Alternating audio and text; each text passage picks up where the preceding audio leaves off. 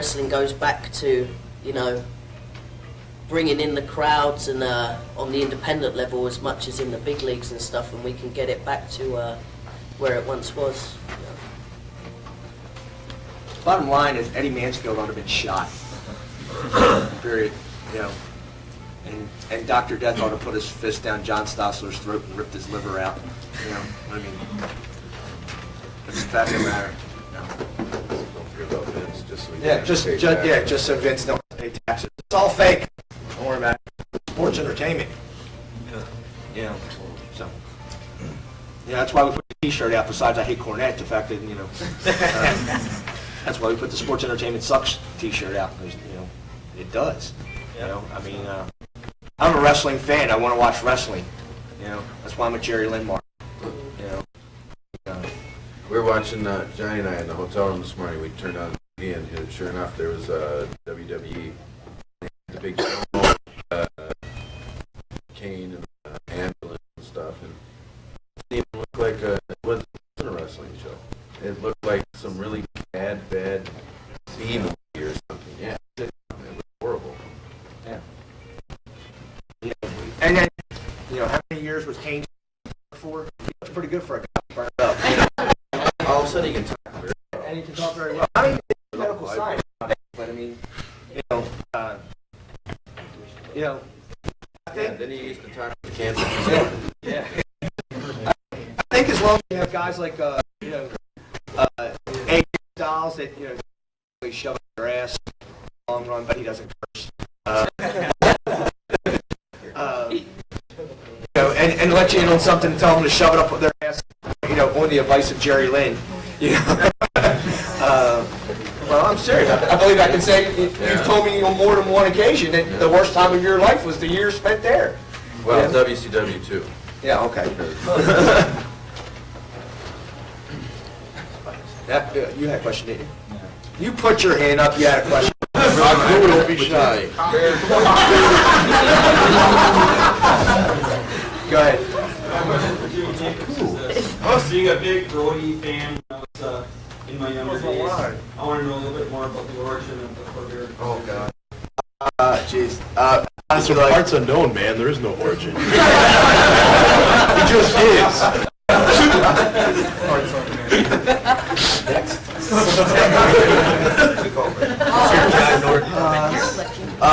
Like I started doing gimmick, not because of Brody, it was actually because of Nord. Me and my friend Jimmy Shallman, I'm putting you over.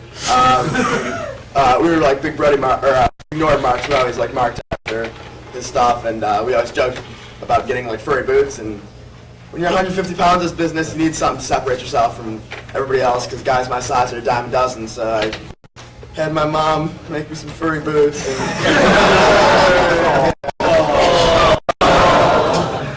And then Huss. Before that, he tried being the jumping jack of war, Jimmy Jacob. Pogo stick to wrestle. This is working back. Good job, Jimmy Jacob. Thanks, Dad. And he's got Maggie, too.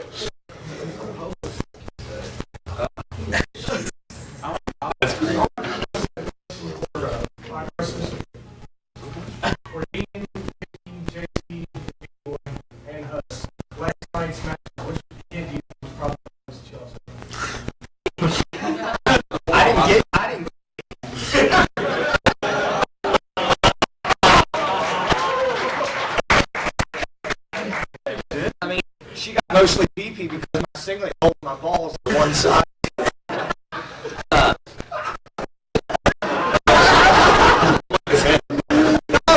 was hate, so I mean, Other side. The forearm was very probably stiff as his competition with Ian's chair shot. Facelift was very rough. His forearm. What's the thing for all time? The face thing, you're sitting in the corner.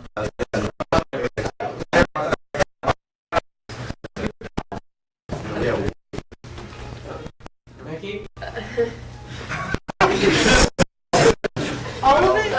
Well, She can't remember. I've You had a match last? actually got, marks everywhere from it.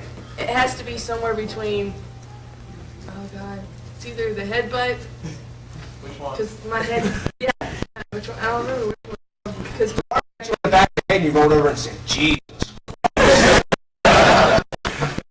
we have Ian's boot prints all from the drop kick in the corner. That was, yeah. Yeah. And the uppercut completely caught my tongue and my teeth, so my tongue is kind of swollen. So all night last night I talked like I had a lisp. It was quite funny, but yeah, it hurt. So I don't know which one to choose from. They're all. I picked a fight that I probably shouldn't have picked. So. Okay, my dude. There's 5. Yeah.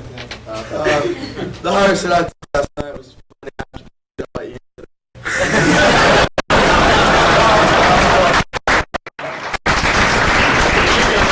Steve Allen.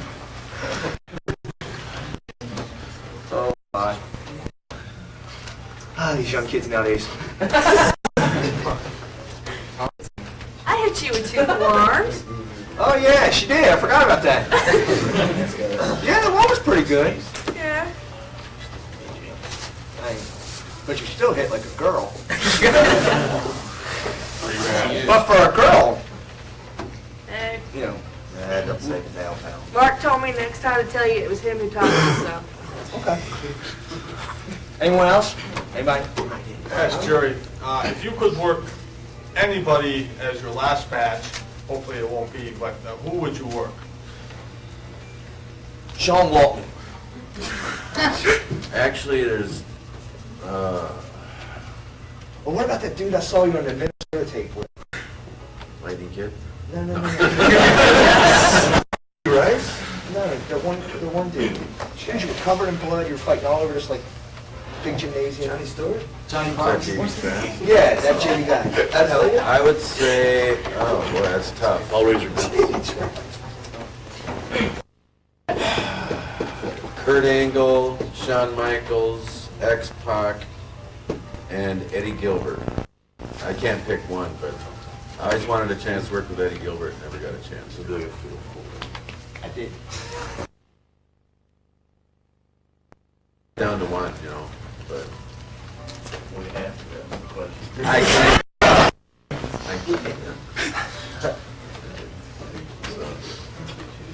I guess when you think about if it was someone with who I've got a lot of history with, it has to be X-Pac, because we haven't wrestled in probably over 10 years. So I think tried talking TNA and building it up, and we could have built it up really good as, you know, match of the decade or something. It's my turn. No. No. No, I was saying they say. Oh yeah. Oh, yeah. Yeah, somebody should book that match. Somebody tried to book that match, but somebody was told that it needs to have a huge build to it to get to it. So. So, if it was someone with a lot of history, it'd be X-Pac. Are you done? Yeah. Okay. Next. Anyone? Anybody? That's for everybody. What's the worst show you ever worked on? Full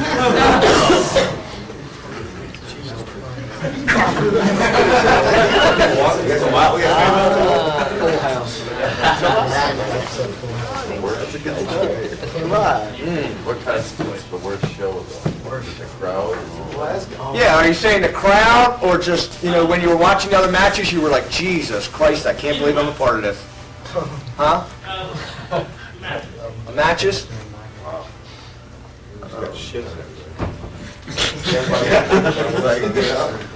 Beware a shitstorm about to start.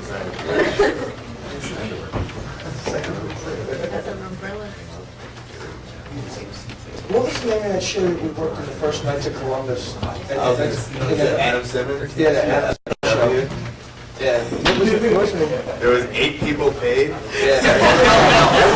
This kid lost his college fund. I was thinking the same thing, man. Yeah, I think it would have to have been that show for me. Dave was on it too, wasn't he? Pretty elite. They know. Malachi's gone. What about you, Johnny? Tell him, Johnny. Tell him, Johnny. I've heard stories. On the camps, man. wouldn't say too bad, because, I mean, I've wrestled in front of, like, really low people, like 4 or 5 people, stuff like that, but on nights like that, you just fuck around, you know what I mean? I've wrestled for just, like, marks putting on shows and stuff, where they haven't even had, like, a proper ring. It's just like ropes you buy from a store, you know, and they tie it around, like, bedroom posts or something.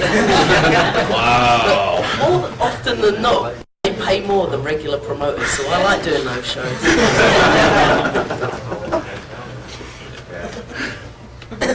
Jerry Lynn, you got? I would say outside at a sports bar, they had the ring set up on a sand volleyball court, and the day before was when the show was supposed to be, but we got hit with thunderstorms and stuff, and they didn't announce that they were going to have the show the next day. So we showed up, and there were 6 people sitting there on the volleyball court, and like idiots, me and X-Pac, when he was a Lightning Kid, we were rolling around in the sand, and you name it. It was just... Jerry, didn't you do another show, like, they're in like a rainstorm? I think I saw a tape from Minnesota. And you guys were running the ropes, and you, like, just slide across the canvas. Wisconsin. It was at a county fair. They had the ring set up on a dirt racetrack, and we had a tent for dressing rooms. And I think we were like the 3rd or 4th match, maybe a 4th match or something. As soon as it was time for us to go, boom, downpour. And I think there was about 30 people, and they were like about, I'm trying to figure how far away, way the hell away in the stands. And as soon as it started raining, a bunch of them ran up into the boxes on top of the bleachers so they could get out of the rain, but they stayed and watched the match. So we continued to wrestle in the rain, and I gave him a back suplex, boom, and he slid all the way across the ring and had to grab the bottom rope so he didn't shoot out the ring. And then he was in the corner, and I went to do the run across the ring and drop kick him in the corner while I slipped, and my one foot just went up and caught him right in the throat. That's what happened last night with me. And, then, as soon as we were done with the match, it stopped raining.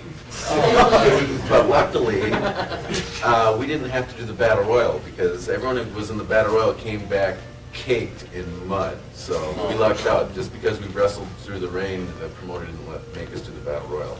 So that worked out all right. But, you know, we could have broke our necks. Oh, Michael Shane. My worst in the show. I think, I don't know, yeah. I've been on so many bad ones that it's hard to narrow down.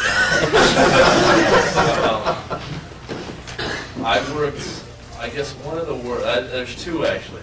When I first started out in San Antonio, we used to drive about an hour to do a show every Thursday night in a little bar that was probably smaller than this room is in here. And there was one side of chairs on each side of the ring, and there was 2 rows of chairs on the other side. And the only people that ever came to see this show were the people who owned the bar and their 2 kids. The people who owned the bar worked the concession stand. Why they did that, I have no idea. And we would do this every Thursday night. So all the boys who came to wrestle, we just sit out in the crowd. We'd make ourselves feel like we were special, I guess. Clap. Yeah, we clap for each other. We get the crowd going. You suck. Yeah. Pathetic, but that was a bad one. Another bad one was I worked a show in Tennessee, somewhere, Alabama, in the middle of the summer. Yeah, they're all the same. It's all the same. It was the middle of the summer, and it was at a mobile home park that they were. They had some special going on. They were trying to sell their mobile homes, so they bring in professional wrestling. It was about 95 degrees outside, and they had a black canvas. And the minute that you hit that canvas, you were just scorching hot. It was like if you were walking the beach and you take your shoes off and just touch it. And think about laying on your back on this mat. That was a pretty bad one too. Plus the guy was horrible. So yeah, he didn't sell it. So those were 2 bad ones, and the list can go on and on and on. I will be here all night.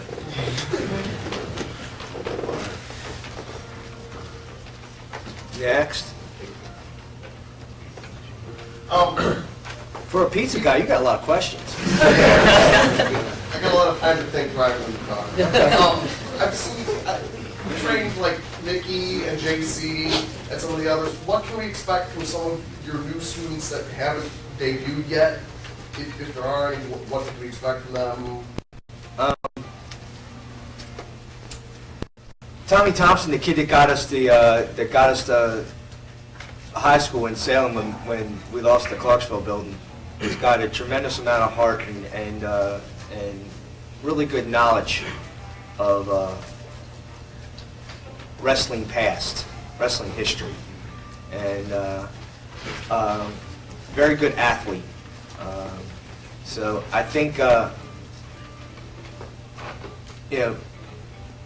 he probably won't debut for, I would say, probably until this time next year. He's through me and Chris, he's got it in his mind that he wants to make sure he trains around the time that Mickey trains. Mickey got her ass kicked for about a year, and it stopped.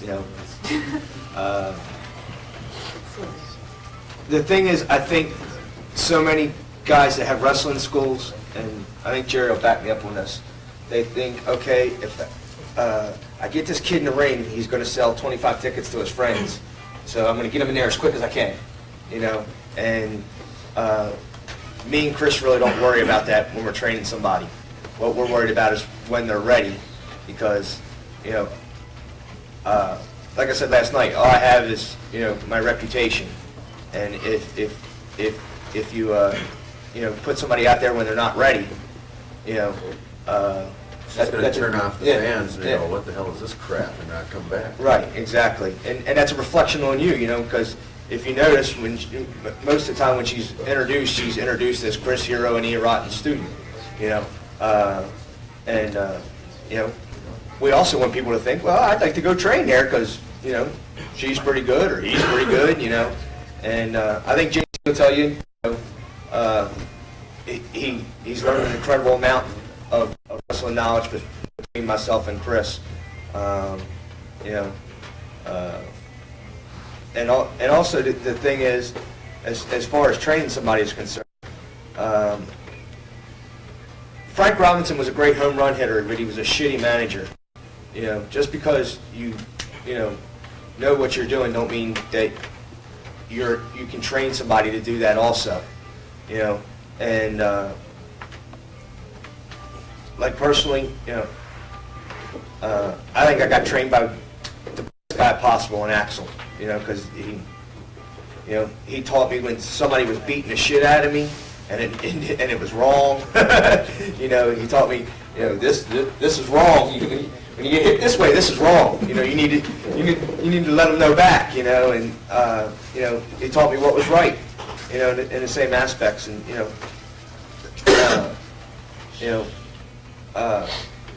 Jerry Lynn's running seminars now, and I'll say this publicly on videotape. It makes me laugh when the boys go to Tom Pritchard and pay him money, to learn psychology. Average worker, good charisma. I'd rather hand money to Jerry Lynn if I was a young kid in the business and learn from Jerry Lynn. So there's a plug. Because you have to be able to teach. But what I'm getting to is, in a long-winded way, is you have to be able to teach. Just because you're an outstanding wrestler, or a great worker, don't mean that you know how to transfer that knowledge into someone else. Because some people get very frustrated if people don't learn things right away. I had a guy in class, he couldn't flip bump, could not. And I said, go up to the top rope.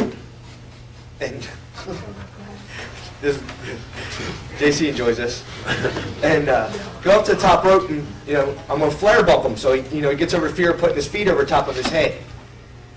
So he climbs up to the top rope. And I said, okay, we'll count to 3, and you're going to go. Ready? 1, 2. I mean, he's got a death grip on this thing. I can't. So what do you mean you can't? I can't. I said, dude, you're falling 4 feet. You know, if you can't do this, you know, you might as well forget about it. I said, well, just stay up there until you figure out that you can't. Dude looked like a vulture at the zoo. he was just staying there, you know. And Hero comes in, and Hero goes, what's he doing?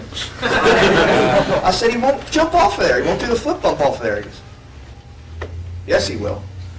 And, you know, because Chris is a young guy, and he's, you know, he's a little headstrong. And,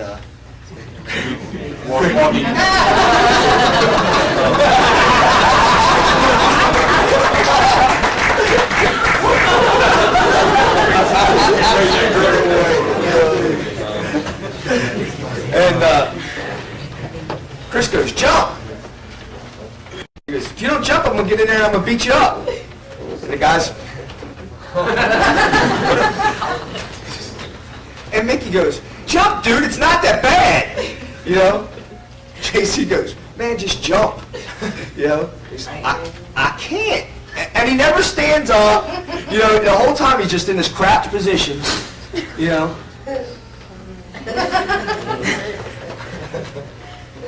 So, Hero charges in the ring. This guy jumps off the top rope onto his feet.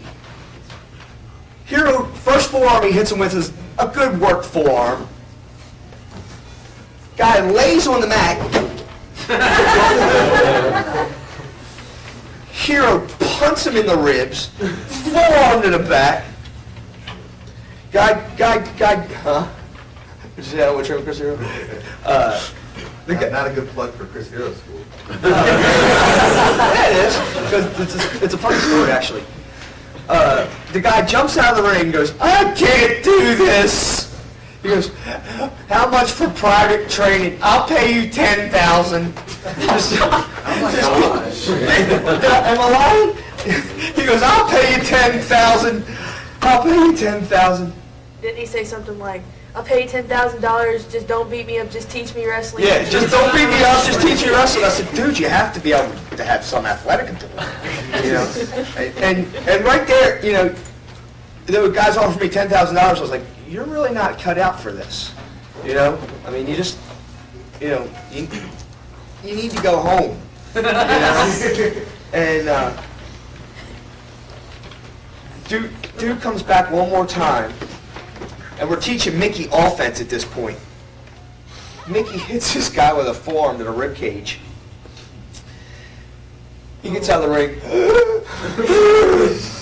I said, dude, you can't breathe from a girl hitting you.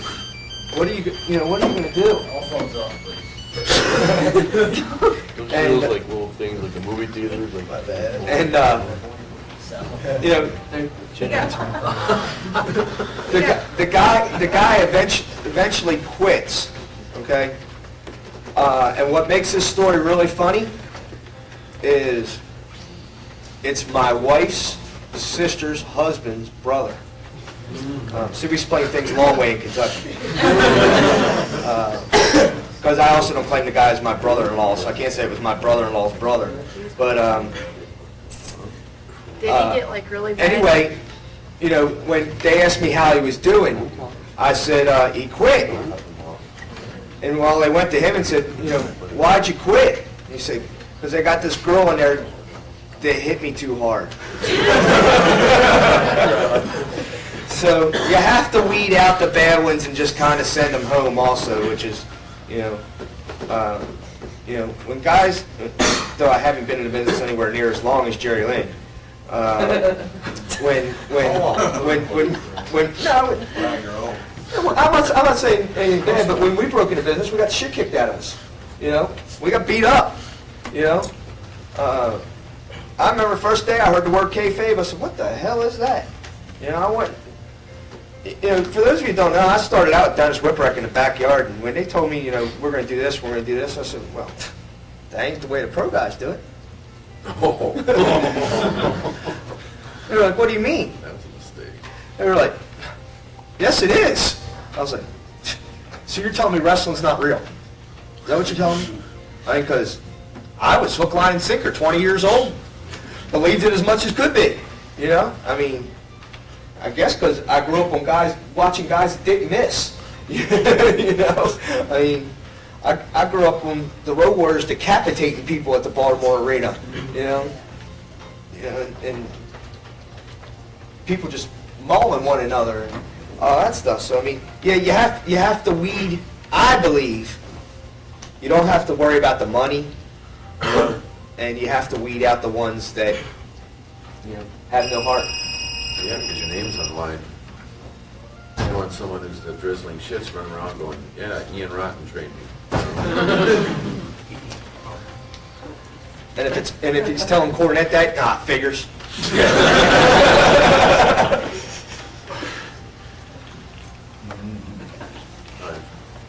What are some of the most intense and memorable things you can remember from your trainings? Like some of the moves or anything? I'll just say this and end it at that. Very first night I was in the wrestling ring, training with Axel, a guy named A.J. Fritzl. He gave me a German suplex off the top. The first things it touched were my toes. Toes and the top of my head, like right here. And I remember Axel over in the corner just snickering and saying, that fucking kid won't be back. And I was like, can I get a ride to class tomorrow? You know, so I mean, that was absolute, that and I had, for those of you that are East Coast fans, I had Dave Casanova, God rest his soul, Rip Morgan, Agent Orange, a guy named Tim Dyer, who could fucking chop, Adrian Hall, Axel, A.J. Fritzl, Dwayne Gill, Barry Hardy, and I'm forgetting. Fuck you, Cabana.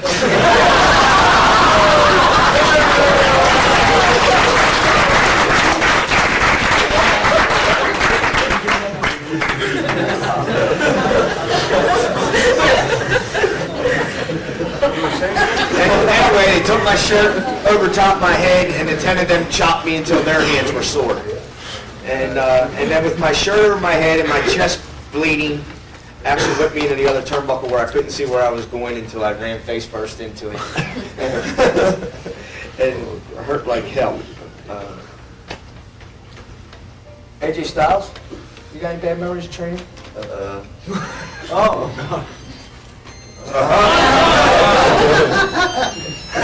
Still rolling over this. Yes, Jim Hall, one wrestling commentator.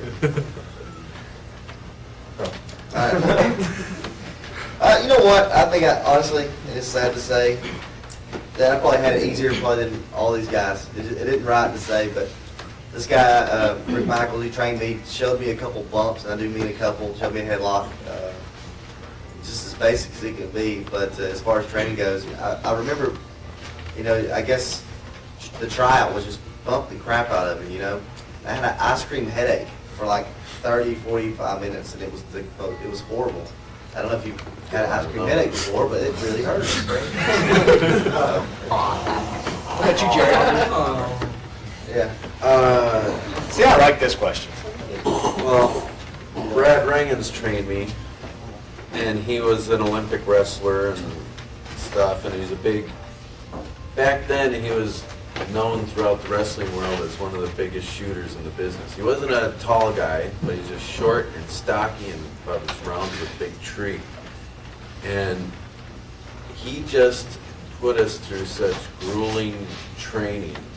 It was just, that was the hardest part. He didn't take us and toss us out the top rope or anything like that. We didn't get in the ring until probably 2-3 weeks after we started training. It was all on amateur mats, and he had us doing, we did a lot of, for conditioning, amateur wrestling each other, and he had this big round tree trunk about, 4 feet long, and he'd have us doing exercise with that. And just, as far as, that was the hard part. And then when you got to be doing bumps, running the arm drags, hip tosses, body slams, whatever, to get good at it, it's just repetitive. So you got to do it over and over and over. And I cannot count how many bumps we took every day at camp. That's how you get good at it, is just keep repeating it and do it over and over and over till until you get it right. And when you get it right, keep on doing it. And I think our camp was 3 months long, 4 days a week, 3 hours a night. And after that, I knew I still wasn't ready, so I kept on going to camp even while I was getting gigs on the indie circuit. And it was just physically grueling because you had to do it over and over and over. So I'll keep going with this. You're probably trained by the most famous worker. Yeah, my